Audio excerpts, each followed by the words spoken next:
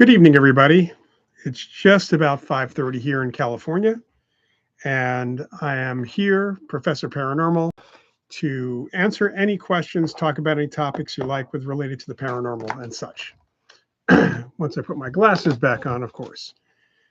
All right. So I know folks are just starting to come in, I believe. Let's see here what we got.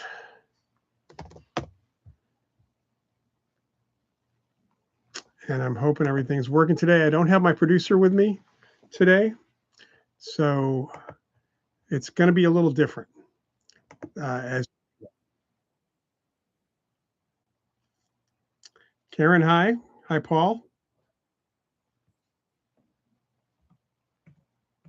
Got a little echo there. I want to get rid of. All right.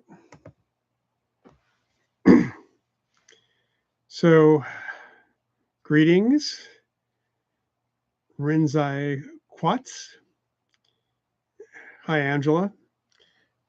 Hi. I was originally going to have a guest tonight, and unfortunately, because my producer got pulled away from something else, trying to navigate all of this, we weren't able to set that up. But next time, it is scheduled. It's going to be July 12th. I'm going to have Michael Spermuli, who is from Blue Ridge Astrology and also a fellow member of the Psychic Entertainers Association. He's going to be with us. I'll say that again at the end of the show. We'll have kind of an interesting discussion about something called vibrational astrology, which is different than sun sign astrology, apparently, and as well as other things, psychic entertainment stuff, and of course, general psychic stuff too. So just curious as to what folks have been up to, and we have just a few people here today right now. So what kinds of questions or topics would you like me to talk about today? And I'm just going to throw that out here. Hi there. So while I'm waiting, I will just say that I know which classes I'm going to be teaching in August now for the Ryan Research Center. The Ryan Education Center. Our classes should be up on the website, which is just ryanedu.org by the end of this week. My two classes are going to be a course called Presenting the Paranormal to the Public, which I've taught a few times before, had really good response for. It's a very practical class. So if you folks talk to other people, or want to get out there and talk about the paranormal in any way, shape, or form, or write about it, publish things like that. This is a distillation of so much that I've done over the last 40 years, including the language that you even use to talk to people so they won't walk away thinking you're crazy or weird. You know, I had to learn how to do that a long time ago. But I cover publishing, self-publishing, publishing in general. Public speaking is a big piece of what I used to be. I've done public speaking coaching, and there's some other topics that'll be included in that. So that's called Presenting the Paranormal to the Public. And the other class I'll be teaching is called Developing Your Intuition, which is really psychic development. And given that this is right on the heels of the second International Psi Games event, which is going to be in Charlotte, North Carolina this year, we thought that would be a good one to kind of bring in there. And I'll be doing a little bit of that also at the Forever Family Foundation event that's going to be happening in Burbank, California, in October. And I'm going to put the link in to that event here in a bit. So that's a mediumship and psychic event in general. So let's see here. Let's see. Ghosts actually moving objects. That happened to me. I was alone and a clock was taken off the wall and placed in the middle of the floor. Yeah, some ghosts can do that. Most ghosts apparently don't do that or can't do that. And we think it's can't or haven't figured out how to. And the reason is because of cases where there's extensive activity that is not as chaotic or destructive, certainly, as what you see in poltergeist cases, which come from living people, the unconscious of living people. And in those cases, people were seeing the apparition or experiencing the ghost for many months, sometimes years, before stuff started moving, which seemed to indicate there was a learning curve once you die. It's not like you die suddenly, you can do all sorts of psychic stuff. Just there's normal psychic stuff you do as if you were a ghost, apparently, because otherwise you couldn't see the rest of the world or hear things. That's all has to be done without the normal senses in general. So there are ghosts who have done that. There is, in the literature going back over 100 years, there are those instances where something happens in a relative or friend or loved one's home at the moment, as it turns out, at the moment of that person's death.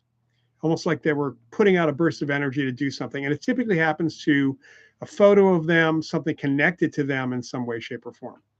But then that's usually the only PK thing that happens at that point after that. Paul, it really bothers me when skeptics like Susan Blackmore say she's investigated haunted houses and nothing happened. She should check out the Banna Inn. Well, the Banna Inn, not that active these days. In fact, Mariah Kunau, who may be with us tonight, a medium I work with extensively, we went out there for lunch last week. And while she did sense things and probably could have called in activity, Tony, and maybe some of the other local ghosts who were there, frankly, it hasn't been physically active in a long time. So, and I suspect, first of all, you can go to a haunted place and nothing will happen. If it's truly a situation with an actual conscious ghost, a conscious entity, that conscious entity, that ghost, is not active all the time. And the only thing you can do is be nice and hopefully ask them if they're around to do something for you, to encounter you, to kind of give you an idea that they're actually there. But maybe they're not there at the time you are there. It's not like they're there 24 hours a day or even aware, it seems, of everything 24 hours a day. So that Sue Blackmore went to places and didn't experience anything. There's two things. Number one, if it was actually a ghost case, maybe nothing was going on because the ghost wasn't there or didn't want to dance for her. That's another. She was a disbeliever, so maybe not. The other was if it was a residual haunting, that's repetitive, but it has to happen at certain times. So you'd have to be there. You'd need to know what the pattern was, and you need to be there, and you need to be psychically open, because to experience a haunting, you're allowing your psychic ability to pick up the information. So I'm not surprised in that circumstance. It'd be nice if you checked out the Moss Beach Distillery. Actually, better would be the USS Hornet Aircraft Carrier Museum, because I think the guys there, the officers and sailors, would probably, finding out that she was a disbeliever might change her mind a little bit, or try to anyway. Let's see, Disclosure Day. It was okay, but it had Easter eggs. It had Easter eggs. It also had my brother in it, so I can't say anything bad about it. I enjoyed it. It was perhaps not what people expected. It's sort of what I expected, only because of Close Encounters of the Third Kind, which was also not what people expected, although that had a much bigger ending, bigger story ending in some respects. But there was a lot leading up to that ending at Close Encounters that was very different, was kind of slow burn, so to speak. And this was a slow burn, and it perhaps left people wanting more. But I think that was the point. The point of that movie was really to look at how we would react, learning that there was actually activity, that there were ETs present or had crashed or whatever else. And I think they did a pretty good job with that. If a house is haunted and is torn down, will the entity leave the location? I guess that's up to the entity. Generally, yes. I would say that they, the thing is that, first of all, entities are not locked in the places that they lived or died. They're not locked there, except perhaps by their own belief system, by their own psychology. So a ghost who's haunting a home, first of all, it's likely they didn't die in the home. Apparitions or ghosts don't appear or don't stick around where they died, unless where they died is where they lived or partied. So the Banta Inn, which was mentioned a couple of minutes ago, the bartender, owner, manager died behind the bar. They pulled him out from behind the bar when he had a heart attack. It was the place was pretty much his life. So he liked the customers. He played around with them. He hung out there afterwards. That's why he did that. In other circumstances, people die in a hospital or they die in a car crash. They go back to their home or they go to a restaurant or bar or hotel. It seems that we get to go, or when you stick around, you go to some place that you had a positive connection to in life, unless there was something psychologically wrong, a trauma or something like that. But it's typically where we were in life, where we like to spend our time in life, not necessarily where we die. Certainly not where we died. If we died in hospital, that's some seem to haunt the hospital, but it's pretty rare actually, long term. If a house is torn down, that ghost is not stuck there. I'd say that either they decide to move on or they go someplace else. You know, they wander around till they find someplace else that kind of hang around, or people they want to hang around. We've actually had luck, not even luck, I'd say success in advising, using a medium, advising a ghost who was bugging the people in the house that they used to live in, the ghost used to live in, advising them after asking a few questions to travel, only to find that the ghost leaves and never comes back. We don't ever know if they go to where we suggest, and where we suggest they go is typically where they had wanted to go to when they were alive. So, for example, we had a case here in the Bay Area where the guy who died in home hospice, and he did die in the house and was haunting the house that he lived in, because he built a good part of that house and he felt possessive of it. But his widow had moved 50 miles away, and he was splitting his time apparently between the new family that moved into his old house and where his wife was, his widow was, because we did check the timing and that was going on. We wanted them to stop bothering the people in the home. And even though it was the first time I hadn't even discussed this with a medium I was working with at the time, but I had her communicate with this guy. And basically, it was, when you were alive, was there any place you wanted to go or anything you wanted to do that you were unable to do when you were alive? Like, what was your bucket list? And after she kind of stopped laughing because she couldn't believe I asked her to ask him this, she said, she gets serious and says, well, he answered. What did he say? He always wanted to go on safari in Africa. Okay, so I explained that, first of all, he could either, I'm not quite sure how ghosts actually travel, but I suggested he hop a plane. He doesn't need a ticket or a boat or however he wants to get there, or he can just think himself there. That's what we think might be going on. And he could get in the face of a lion, and it wouldn't matter because the lion couldn't, even if the lion could see him, couldn't touch him. So he could really get up close to the animals. And the family never had an experience with him again. In fact, the wife, the widow, did not have an experience with him again for over 6 months. She did see him again a few times, but then he just kind of moved on after that. But the family living in the home, no problem. We had other cases where we've made other suggestions, and once they realize they can leave the spot, who would want to stay in just a house if you have the power to go anywhere, actually? Hi, Tim. Your house hunting had more if you experienced strange in the footsteps in empty houses. Wife was nudged, helped you find your house. I want to say that what's interesting is that when people go house hunting or apartment hunting, most of us get a vibe in the place. Now, sometimes the vibe is because of a smell or the way the house is furnished, some sort of feng shui thing, but we get a vibe. And the vibe is usually emotional. It feels good, it feels bad, it feels neutral, that kind of thing. That's a haunting. That's a residual haunting. Living people leave emotional impressions behind as well as other information. It's the living that affects the environment, not the dead. So we experience those things. And what I can say is, if the vibe's not good, unless you see a lot of potential on the property, look for someplace else. When we bought our house here, the vibe was weird. The woman was weird who was selling the house. She and her husband were moving to Thailand. He was Thai. She was from California. He was a martial arts instructor, and they were going to Thailand. He had already gone ahead, and she was selling the house. It was for sale by owner kind of thing. The decorations, it visually looked pretty good. There was some Asian stuff here, which would still look nice, but it had a weird feeling to it.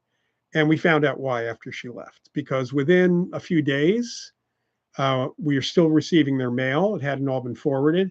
And we're seeing these past due notices and all sorts of other stuff. And then 2 weeks into it, there's a knock at the door, and it's a sheriff's deputy looking for the guy. He wouldn't tell me why, but he had a warrant for his arrest. So, I had to prove who I was and explain that they were gone out of the country. Other stuff we picked up on, we heard about, but we had to do a little bit of an energy cleansing of the house because that was apparently why the house felt weird. So it's a good thing to get a feel for places. Okay, so when you say the ghosts move on, do you think they also move to another realm, different afterlife? Yeah. The best I can say is, we have a lot of religion and mythology, religious belief and mythology about an afterlife. Mediums can only talk about what they can understand. I tend to think that, first of all, I think another realm is probably a good way to put it. We don't know if it's dimension or what it actually is, another space-time, we really don't know. So another realm is a good way of putting it, whatever the afterlife is. But taking a leaf out of science fiction writers and such, it is probably more different than we can imagine. Or maybe people have imagined it, but it's just been fiction, the way people have imagined it. And that's because if you are shown something so completely alien to our experience and even our imagination, it can only be described in words that we have, in concepts we have. So an example would be, just a down-to-earth example would be, if somebody's been blind all their life, and they start seeing. Now, if they look at the sky, they've been told the sky is blue, so now they know that is blue. But there are other things that they may not know the name of unless they get to touch them, or they can recognize the shapes that way, or even other colors. They have to learn because they have no concept, never having seen that color before, what that color actually is. I mean, there's, you look at some computer displays, there was over 1 million, apparently, shades of different colors. Certainly can't name them all, and there's not like there are probably shades of colors none of us have ever seen before. So it's all about perception. I don't know if there's, like the Tibetans talk about, the bardo, the in-between, if that is, that is true. Certainly 49 days. When I start hearing numbers, I don't say I shut down, but it's kind of, where did they get the number from? We had some professor who was teaching mystic visions back in grad school, who, when students were questioning about the number of reincarnations one goes through to get to the ultimate nirvana, and he was talking about one particular mystic vision, one of my fellow students asked, well, how many? And he said, I hate to tell you this, but it's 4 million. And he and I looked at each other, and we practically walked out of the place. Where does that come from? I mean, honestly, think about that. Who counted? Okay.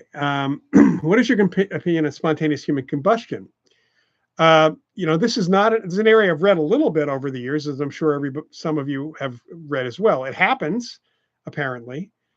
No idea why and how it happens, whether it's a chemical process. It's likely a chemical process in the body, unless it's some form of psychokinesis, pyrokinesis, that the person unconsciously zapped themselves, like incinerated themselves. It's what's interesting about them is sometimes the clothes aren't even singed, and sometimes there might be a part of a limb left over. The furniture they were sitting on isn't singed. It's like, for intense heat like that, to turn a person to ash, to burn a person up like that, it should have done something. So it's almost an implosion kind of experience. Don't know if that's psychic or not. I mean, we haven't looked at it from a psychic perspective because we don't have the data of the situation. Must you disclose a house is haunted before selling it? It depends on the state. You need to look at your local real estate laws. In some states, it is buyer beware, although there is the famous Stembowski versus Ackley case in New York, Nyack, New York, which happened years ago.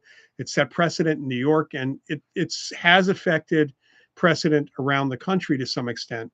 Essentially, in New York was buyer beware. So basically, if you didn't find out something in the inspection, which you paid to pay for an inspector, too bad. They didn't disclose it to you. They didn't forgot to tell you something like that. But the judge ruled in the appeal that happened, because they lost the first case when they sued the previous owner to get back to leave the house. The house was very active. The issue was that the previous owner had been interviewed in the Reader's Digest and talked about the house being haunted. And she did not disclose that when she was selling the house to this couple. But because she has disclosed it publicly, she needed to disclose it to them there. Plus, the judge basically said, inspection does not, whoever would think you'd have to bring in Ghostbusters, a psychic, to do the inspection. So one there. In California, it kind of depends. I think I've talked to realtors who don't want to know if your house is haunted, if they're going to represent you. If they don't know, they don't have to tell anybody.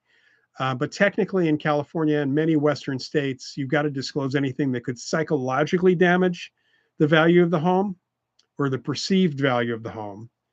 So that probably would include something paranormal. You do have to disclose in many states if there's been a death in the home for in the last 3 years. And part of that is because certain cultures that need to know that kind of thing from a religious or cultural perspective as well. But the only thing I can tell you is when you're selling a house, talk to a real estate attorney, or just talk to the realtor and just find out, what the deal is. However, I will say this: there are people who are looking for haunted houses. So the one thing I will tell you, and I've talked to realtors who have looked for haunted houses to sell because they believe that there is a small group of buyers, and there are those people out there that want to buy a haunted house, and they'll pay top dollar.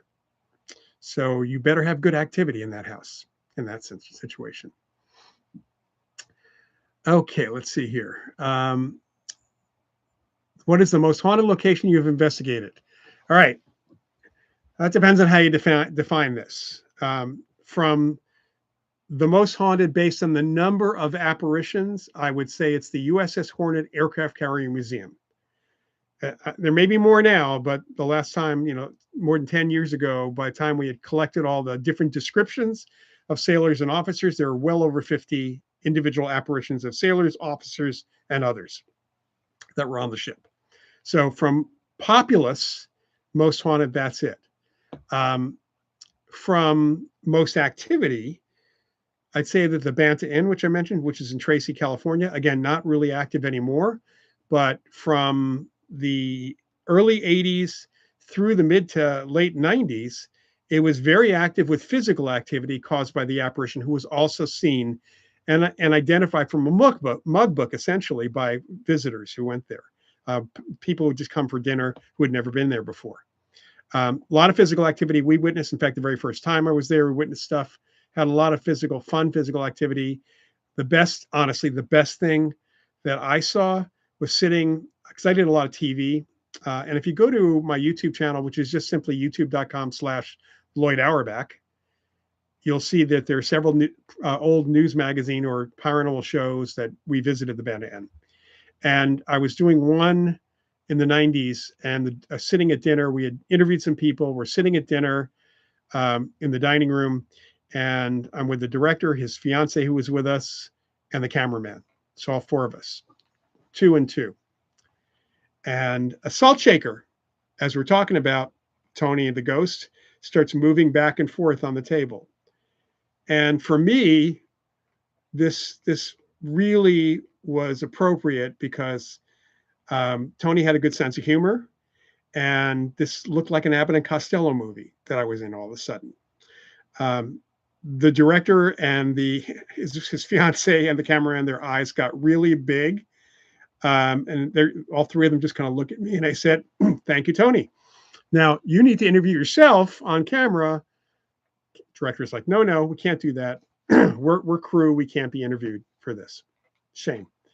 Unfortunately, a lot of TV people have witnessed stuff at the Band Inn and other places. So that's from physical activity. That's the most I've ever seen. Although there have been other places, and there was one of the other places there was been physical activity was the Moss Beach Distillery restaurant south of San Francisco in Moss Beach, California. I worked with that place actively from 1991 through like the early 2010s. I go back, I haven't been back in a while, but was very active actually through about 2015 because I did some events there with a couple different mediums.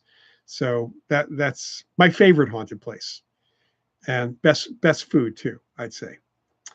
Let's see here. Blue Jays try to get my attention since I was a kid. Any insights? Maybe they're hungry. We have a Blue Jays been trying to get our attention since we stopped feeding them. So I have no idea. Never heard anything like that about Blue Jays. Nothing paranormal about Blue Jays. Let's see. It seems to happen to alcoholics. So I want to go back and see what seems to happen to alcoholics. Oh, here we go. Spontaneous human combustion. Yeah. Yeah, I think that was one common thing that they did find is the person had drunk a lot of alcohol, as if the alcohol was the fuel. But alcohol burns at a fairly low temperature. So it had to be alcohol and something else in the body, something else going on with that. Yeah. I have watched Most Haunted. I really don't watch paranormal TV shows. They bore me, honestly, to tears.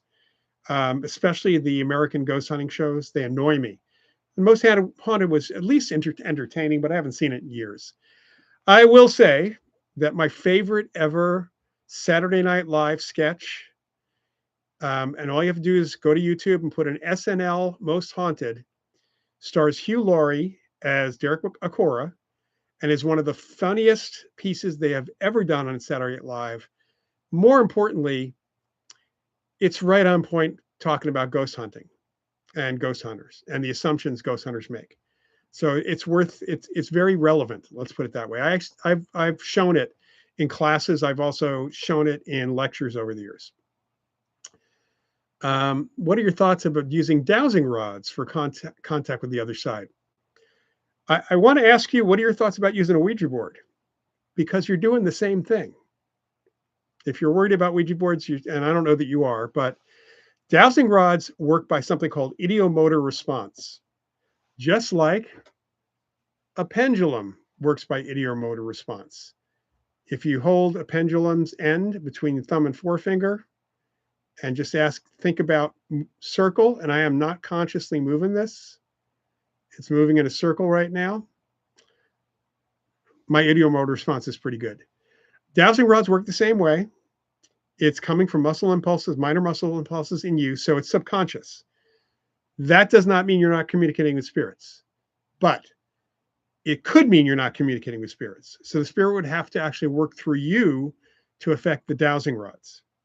And if you want to argue, if anyone wants to argue that point, my suggestion is get holders for the dowsing rods, a stand and holders, and put them in the stand. Because if nobody's touching them and then they respond, that would be the ghost, more likely. But as long as you're holding it, even if it's coming spirit communication, it's coming through you. And by the way, that is how a planchette moves on a Ouija board when somebody's not purposely moving it around. Any of those talking boards, it is working because of minor muscle impulses in one's hand, the hand that's touching the planchette. When you have a group of people doing it, then you have problems of conflicting subconscious minds. It may be not at all spirit communication, likely not. It's more likely coming from people's unconscious and the intention as to why you're using it. So dowsing rods, automatic writing, pendulums, all of those work off the ideomotor response, may allow for spirits to communicate through you, but you're not out of the equation. You're part of that equation if spirits are even communicating with that. Okay, let's see. Any new interviews coming up? Yeah, I'm recording one on I just did the one that I put up recently. but I'm recording one this Tuesday night. I think I'm recording it Tuesday night. I'm recording a show called Spirit Rescue Talk. And actually, it's the show itself. I think it's, if you look up Spirit Rescue Talk, I think that's the name of the show. That's the one I'm doing next this Tuesday night from 5 to 6 p.m. Pacific, so 8 to 9 p.m. Eastern, 7 to 8 p.m. Central Time. And I have a couple others going forward down the road as well. Do you remember an old case of a mysterious gray-haired man with dark shades coming into a bar late at night and ended up burning down? It does not sound familiar to me at all. Yeah. Paul, you just recently watched Topper and the movie Time of Their Lives, and you liked them. I'm glad. Topper, some of you who may be new tonight, Topper is an old movie based on a 1926 novel by Thorne Smith called Topper, one of the best, funniest ghost books I've ever read, fiction. Topper, the movie was made in the 1930s. Cary Grant plays a ghost, one of the two ghosts. Definitely worth watching. And then Time of Their Lives is one of the few Abbott and Costello movies where they didn't act together doing their typical shtick. It was a scripted movie about a couple of Revolutionary War ghosts and a curse. And it's absolutely worth it. It's probably my favorite ghost movie. It's certainly the one I've seen the most times over the years. Yeah, great movie. Great seance scene at the end. Let's see. Haunted TV shows with all the voiceover and sound effects. The TV shows are directed, including Most Haunted, they are made for entertainment. They are edited for entertainment. They are not documentaries. In fact, the pieces, if you go to my YouTube channel, my other YouTube channel, youtube.com/Loyd Auerbach, most of those segments were not like 5 minutes and shooting in 5 minutes. They were all edited. Most of them are good, are done pretty well, because I typically would refuse to say what some of the directors wanted me to say. They still cut it sometimes. I did some segments at other pieces and other shows, which frankly, they edited in a way that it wasn't what I said or wasn't what I meant. So editing does a lot. It's the producers that do those things. But the other thing about any reality TV is it's not actually happening. You might say it's not live. It's not happening the way it looks, at least not every time. So I've done a lot of television over the years. I grew up in the TV industry. My dad was a producer and previously a station manager for NBC. Sports, he worked mostly in sports, but I did a lot of stuff. I was at NBC quite a bit in New York. And then for his own business afterwards, he did a lot of production afterwards. And my uncle, Larry Auerbach, was a director of soap operas for many, many decades. I grew up in the TV industry. My brother David, who I mentioned earlier, who was in Disclosure Day as one of the producers at NBC at the very, very end, he works for NBC and on the Today Show. And the way TV works, especially reality TV, is we get the story down. Let's say I'm dealing with a haunted restaurant. So the first thing they'll do is have me walk into the restaurant. Now they'll shoot it from behind, showing me entering the building, and then they'll get the camera inside the building and have me come back in again. And if I came in too fast, they'll have me do it again. If I came in too slow, they'll have me do it again. In fact, they'll typically do it 2 or 3 times so the director can use the best take on the actual edited version. They will ask me a question, or if I sit down and interview, I will answer the question. They'll say, can you do a shorter version? Yes. Can you do a longer version? Yes. We want to be able to have multiple versions to choose from. So it's never exactly as filmed, even before the editing. Too many choices for them because they want to create the best storyline that they've got. And sometimes that storyline may be nothing of what they told you. That's entire. And then I've been cut out of some interviews. There was a show I did, one of the episodes of The Unexplained, William Shatner show. I had a very lengthy interview in the Stargate program, which is the remote viewing program the government had. And I co-authored a book on the subject called ESP Wars.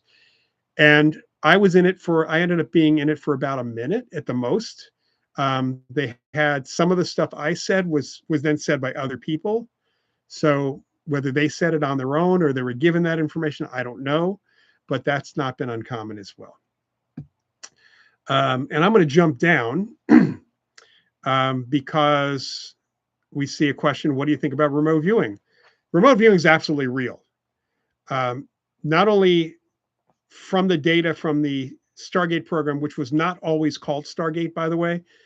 Initially, it was Sunstreak and Grill Flame, and there were other names for the program, which started in 1972. But when the government program started, the government-funded program started, the same researchers were also doing remote viewing with with other people. Sometimes it was some of the people doing the remote viewing for the government who would also do experimental remote viewing, so that we had the data and other stuff to show. So there was both things were going on at the same time, and using some of the same people in many respects.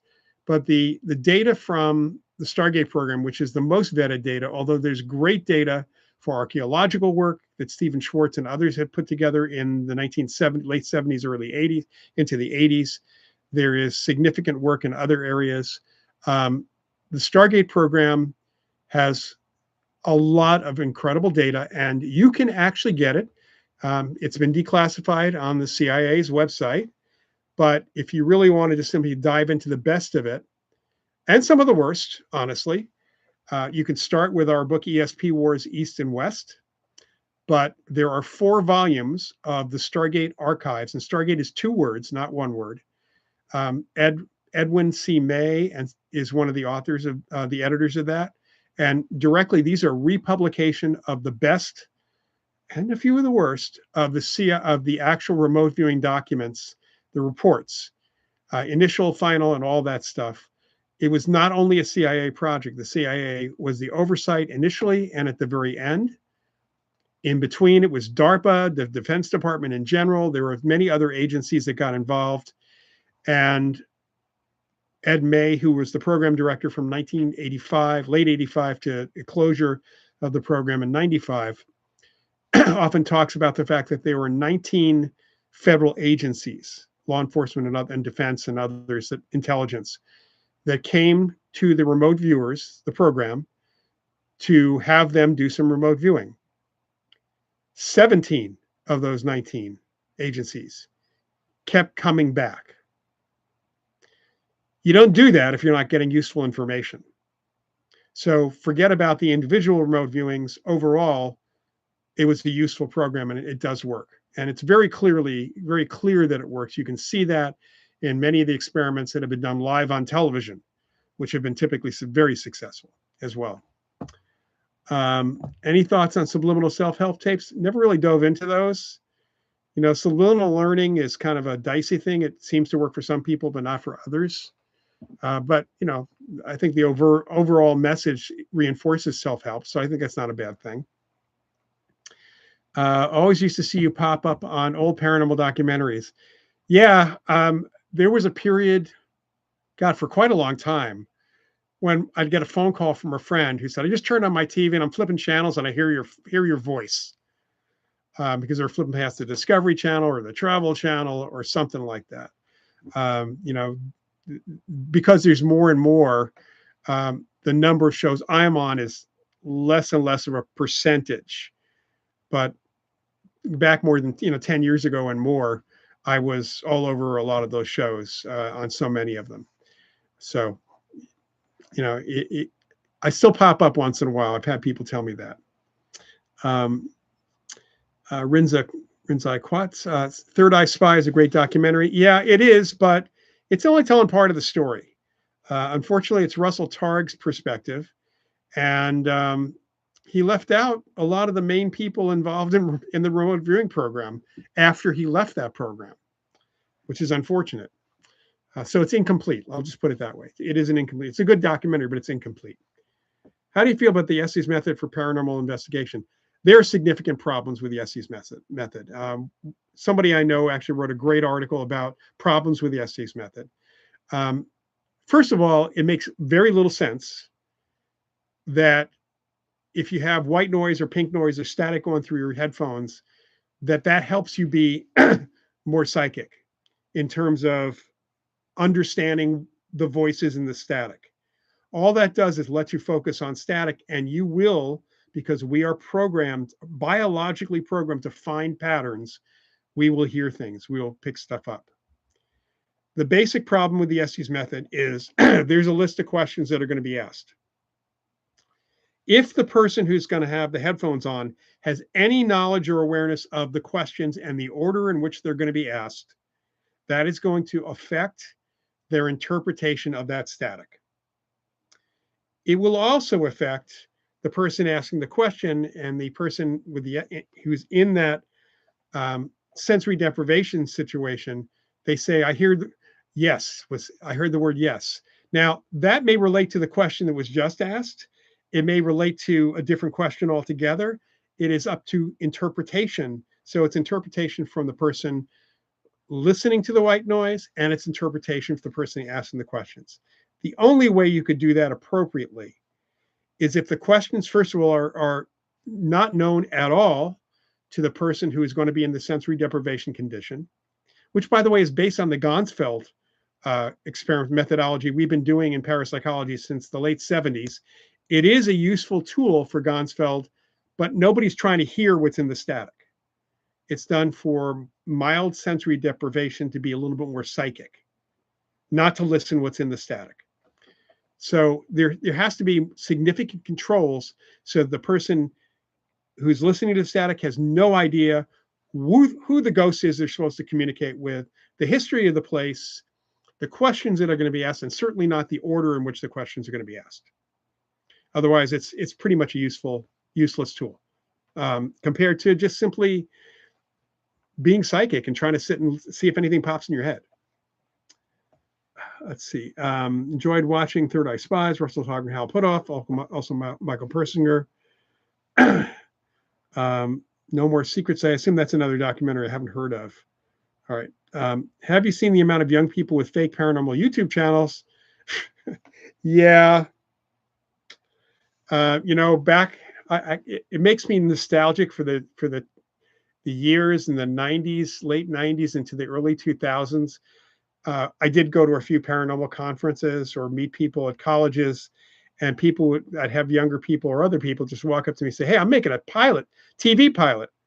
It's like they weren't making a TV pilot. They were hoping to make a TV pilot, but then YouTube comes along and everybody can make a TV show. And it's easy to fake stuff. And it's even easier now with AI, but it's not that hard to fake stuff with some basic tools with video in general. And it's really a shame that there's so much crap out there. So let me just give you a quote that there's a well-known science fiction writer named Theodore Sturgeon. Some of you may have heard of him if you read any old-time science fiction. He's from the 40s, 50s, 60s, and 70s. Very famous science fiction writer. He had a science fiction law. It became known as Sturgeon's Law. And I'm going to adapt it to the paranormal as well. So his law was 90% of all science fiction is crap, but then again, 90% of everything is crap. And that especially includes the paranormal and the internet, 90% crap. So you have to be discerning in general. Top 3 methods for paranormal investigation. Well, first method, most important, is interviewing skills. The most important tool or tools you can pick up on are your own ability to interview someone and listen to the answers and ask questions that are not necessarily written down. Interviewing is the most important tool. Secondly, is observation.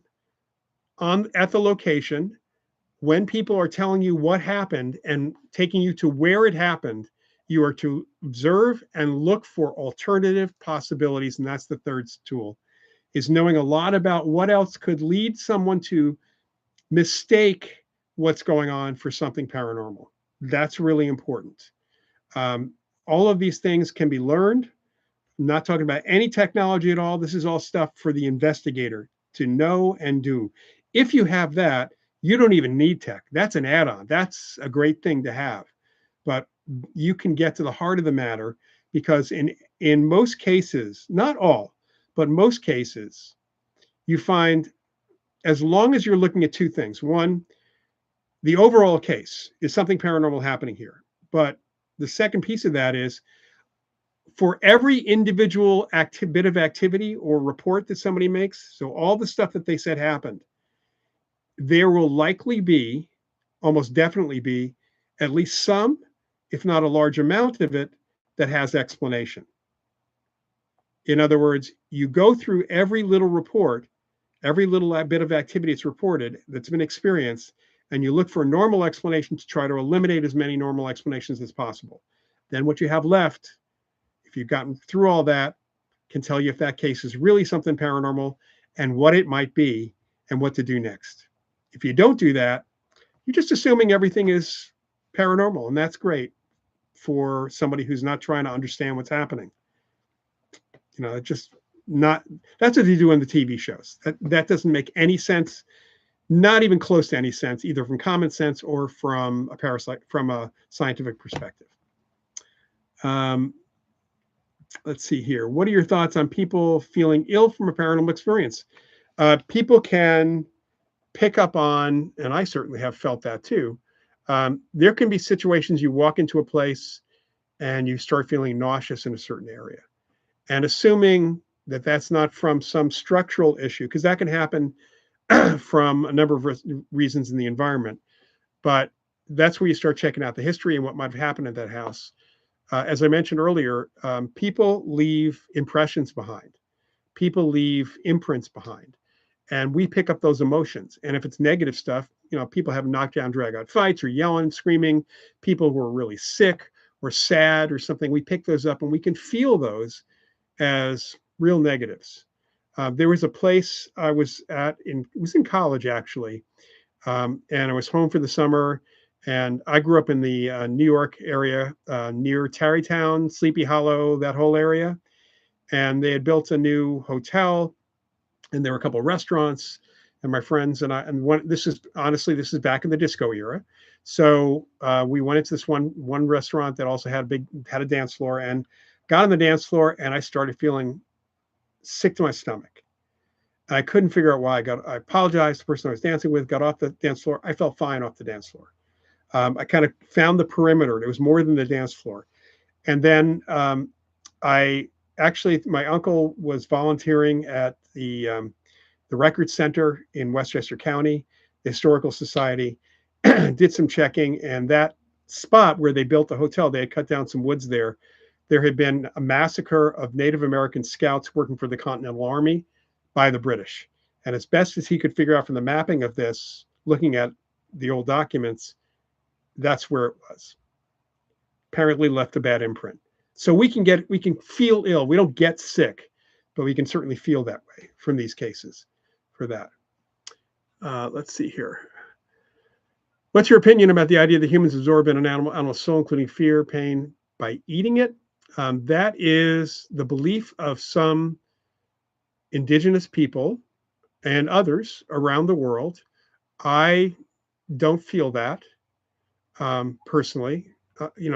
That I think it's respectful to be respectful of your food, but we've not seen any paranormal or psychic evidence of that per se. Let's see. And I'm looking here. Leander, you can't say you would recommend them. Okay, well, how do you feel about folks saying paranormal, UFO, cryptid are connected together? Only if there's a psychic component. The thing about using the term paranormal, I know most of the TV shows have made that about ghosts and hauntings and stuff. ESP, extrasensory perception, is completely involved in every paranormal experience that you have, that anyone has. We pick up residual hauntings through ESP, non-sensory perception. We communicate with spirits through telepathy. Spirits communicate with us. Spirits see the world around them without physical senses. That makes it ESP. If a spirit moves an object, that's psychokinesis, mind over matter. If a living human moves an object, that's psychokinesis, mind over matter. In UFO experiences, if they are nuts and bolts hardware, then it would be the occupants possibly being psychic, but we don't have that information or data directly. I do know that some people have had experiences. This goes back a long time, and I know this because of my volunteering at the Center for UFO Studies when I was in college, my freshman year, that J. Allen Hynek was running, that some people are traumatized by their experience. And I'm not even talking about abduction experiences here. I'm talking about generally. And trauma can lead to people being psychic. And that's something there. The cryptid thing, if the cryptid's an animal, a critter, well, some animals are psychic. Maybe they are, maybe they're not. But that's about as far as I can go with that. We don't have cryptids to look at specifically. So it's all speculation at that point. Instead of show me the aliens, it needs to be show me the experiencers first. Yeah. If we don't get the ghost, the problem I sometimes have with the processes of many ghost hunters and TV shows that go to locations because, well, a lot of people go to locations because they heard they were haunted or they saw them on TV. But they don't ever talk to a witness. All they've got is what was written down about the place. And frankly, places do not stay haunted forever. If there are apparitions or ghosts there, entities, they can move on. They can move away. They don't have to stick around. If it's residual hauntings, those can change. In fact, I know I'm not the only one, but I know several people in the paranormal community have put out the idea that ghost hunters going to the same place over and over and over again, they are leaving their own residual hauntings behind, residual imprints behind. And one of these days, 25 years from now, somebody's going to report seeing a weird ghost in a haunted place that is holding this device that's beeping and lighting up as a residual haunting, because we leave that stuff behind. If you've got to have a ghost story, and you need people to tell you the ghost story. You need people who've had the experience, not somebody who tells you second or third hand. That's investigating hearsay and folklore, which is fine to start with. But if you don't find people who are experiencers today or recently, it's not worth it, because it may be a cold case. In fact, my students, the people I've worked with, people in parapsychology, if somebody calls and says, has a great description of encounters with a ghost in their house, when did this start? 3 years ago. When was the last time it happened? 2 years ago. Okay, call me back when it happens again. I'll still spend time on the phone with that person or on a call, but there's nothing to investigate. There's no ghost. There's nothing happening. If nothing's happening, people aren't experiencing something, it's not worth it. It's not worth the time at that point. So that's an important consideration, very important consideration for us when it comes right down to it. Let's see here. Missed the show so much last year. It's always inspiring. Well, thank you for coming. Yeah, I'm glad. Let's see. And then I have you ever had a UFO or cryptid encounter? I saw a UFO when I was a kid, about 10 years old, with some friends outside, broad daylight, came down out of the clouds, kind of went around and up in the clouds. I was in Potomac, Maryland at the time. Other people apparently saw it as well, but that's certainly nothing with a cryptid at all. Never seem to hear of ghost sightings of historical figures as much anymore. If they're probably residual hauntings. It's more likely the historical folks have kind of moved on or are doing something else these days. Let's see. And I'm going to pull out, one thing I want to do here is give you the information about the Forever Family Foundation for those of you who might be interested. I'm going to get the link right now. So there is an event happening in October. It's going to be October. Here's the link to and if you click on that link, there's a link to kind of click for more information, for details, the add to calendar piece. Do that and you'll get the schedule and everything else that's happening there. But this is an event happening October 24th, 25th, and 23rd, 24th, and 25th in Burbank, California at the Hotel Burbank. So beautiful downtown Burbank. It's a great area because it's really close to Burbank Airport. It's not terribly far from the LAX. Lots of restaurants and other places around there. And we've got some of our Forever Family Foundation mediums are going to be doing some readings, but also some teaching. We have a special event on Friday night with Laura Lynn Jackson, a very well-known medium. And then I'll be doing a couple sessions. One is going to be a little bit about ghosts and hauntings, but I'll be doing something on kind of something called Psy Games, kind of a mini version of what we've done at the Ryan Research Center, and a mini version of what's happening with the Psy Games International.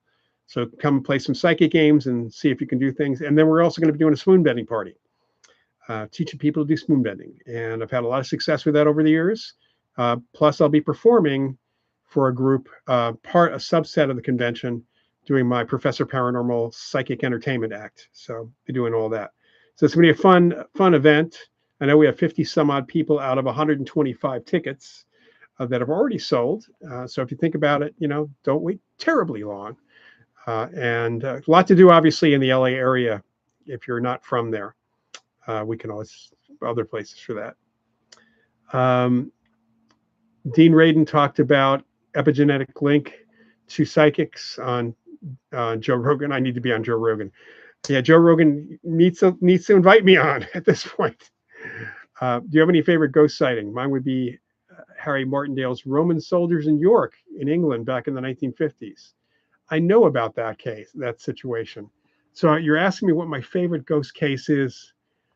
Yeah. Okay. So the one I've read about, and actually got to talk to somebody about a little bit briefly about, in the 1960s, this actually made the newspaper, I don't know what to say, the New York Times, it made one of the major New York newspapers. Hans Holzer, whose name many of you may be familiar with, who was the man called the Ghost Hunter of the 1960s. Definitely was not the first, hasn't been the last. Wrote a whole lot of books. And this story, from his perspective, is in his book, Yankee Ghosts, if you can find a copy of that. But there's a building, the address is 12 Gay Street in Greenwich Village. That's the name it's been for decades, or for centuries, actually, I think. It was a very large house that was split down the middle, apartments. And in the original house, when you walk in the house, there was a huge staircase going upstairs and then going off in different directions. So cut the staircase in half. I think they even moved it. They put in 4 apartments, and people were reporting hearing the sounds of parties and people running up and down non-existing stairs. So Holzer investigated it with a medium and found that this was kind of a really major residual haunting that was there. So this made the news also at that point. And one of the other things that was reported, which was not wholly investigated by Holzer, but is mentioned, was that in one of the apartments upstairs, people would occasionally see a man. If they didn't have the hall light on, but they'd see a man coming out of the shadows wearing what they would call evening clothes, so a tux, basically. And they described the face of the man, and the man would then fade away into a shadow as he approached them. And this would be repetitive. So definitely an imprint in many respects, residual haunting. So when that was publicized, along with the rest of Holzer's case, a man by the name of Walter B. Gibson realized something about that case, that particular piece of the case, and there was a news article about it, which I was able to get a copy of.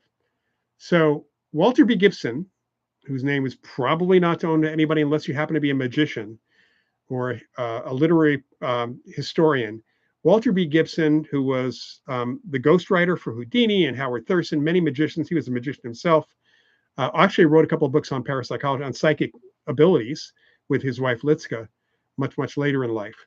But Gibson was, among other things, the creator of the pulp version, and to some extent the radio version, of The Shadow, as in, who knows what evil lurks in the hearts of men. He wrote 285 shadow novels over a period of some years. For a while, he was writing 2 every month. If you can imagine, 50 to 70,000 word novel twice a month.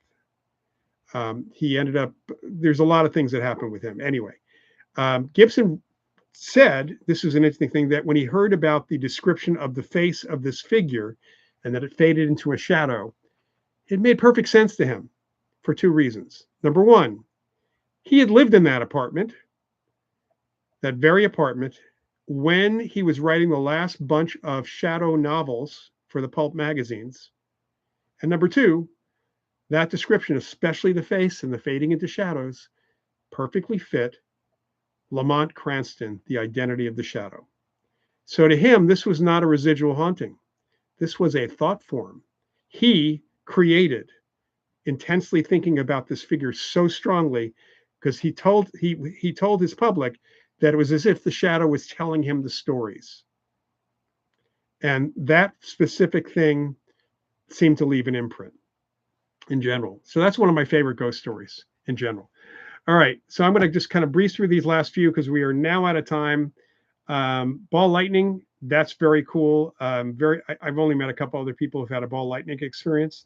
You feel some individuals draw spirits that otherwise wouldn't be there. Yeah, I mean, especially psychics and mediums. The psychic medium I used to work with when we went on investigations, before we would enter a house, she'd turn around to no one and just like mentally, she would say it out loud. Okay, I know you guys want to talk to me. Stay out of the house. I need to do this investigation first. We can talk when I leave. As if, and one other psychic said that when she turns on the ability, it's like putting out a big searchlight, like a movie premiere. Everybody's in the neighborhood starts coming in. So that can happen, apparently. What are your thoughts on shadow people? For the most part, I would love to come on to Spaced Out Radio, by the way, as a guest. Just contact me. Shadow people, you know, I have to much of what is told to me, and it's really impossible to see. First of all, there are all these assumptions that a shadow is evil. That's number one. Shadow is cool. You don't want a hot, bright something to blind you. You want something like that. It's more likely that many of these sightings are incomplete impressions. We who are trying to see, our psychic ability may not be able to perfectly see that figure that is there, that apparition that's there, because it's not happening with our eyes. So we get an incomplete signal, and our brain just simply gives us either a blur or a shadow or something else. That's most likely many of them. It's also possible that the apparition puts that idea out, because we're picking up a broadcast, you might say, of what they look like for that. But I don't see anything negative about them. And most of the photos, when people show them, they're photographic issues. And Tina, tulpa, that is the term that Gibson used for that thought form, but he said it wasn't self-determining, which is the definition of a tulpa. It was a thought form, but not a tulpa per se. Ghost in the Cabinet case. Not familiar with that one. I know about Telly Savalas's ghost encounter. I'm sorry. It's very sad that over the years, my dad actually, when he was producing the Rose Bowl for broadcast, we stayed at the Sheraton Universal. I was always down there for the Christmas to New Year's area. And Savalas was living in the penthouse, or living in the hotel at the time. And I saw him many times and really should have walked up to him and asked him about his case, unfortunately. All right. Well, that's it for me tonight. Take a look at that Forever Family Foundation link that I put into the chat. I'm going to put it in here again. This is for the event that's coming up this fall. The Rhine Education Center courses will be up online later this week. I'm going to put the link in there. And don't forget, my website is just loydauerbach.com. You can always connect me through there. It's really easy to find my email on there. And we'll see again in a couple of weeks. So I guess, like I said, in 2 weeks, I will have a guest, Michael Spermulli from Blue Ridge Astrology, who's going to talk with me about something called vibrational astrology. And then we'll take some questions, of course, about psychic things. He's also a psychic entertainer, like I am in my other life. And we can have a little fun. So see y'all in 2 weeks. Thanks, everybody.